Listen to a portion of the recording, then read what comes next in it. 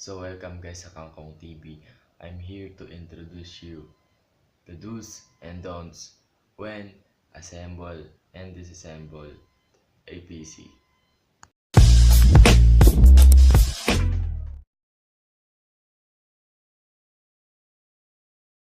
Take away any liquid substance near your working area to avoid electrocuted.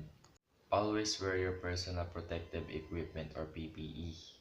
Do not use excessive force when putting and parts on a PC. Always ground or discharge yourself before touching in any parts of the computer. Remove any accessories on your hands and on your wrist, like bracelet, rings, and watches. Be careful with the tools that can cause short circuit, especially for the metals. Do not work alone, so there is someone who can help you in case of emergency. Always power up the computer before working on it. Always hold the parts on the edge, not on its surface. Make sure that all the pins are properly aligned when connecting a cable.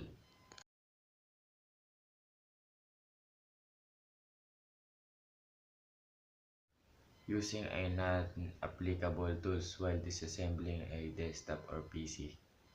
Work with your computer without wearing a PPE or personal protective equipment.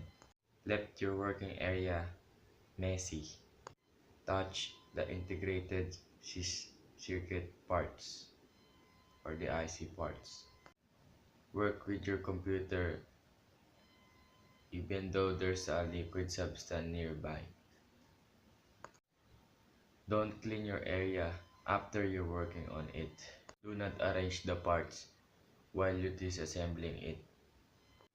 Work with the computer without switching it off or plugging it out. Touch immediately the parts without discharging yourself. Do not let the parts to fail. Don't misplace the screws. Don't let your PC to get wet. Do not use magnetic tools. Using masking tape instead of electrical tape while securing the cables. So that's all that I know, the do's and don'ts when assembling and disassembling PC. Thank you for visiting in at my YouTube channel Kangkong TV, and thanks for watching my shitty videos. That's all. Goodbye.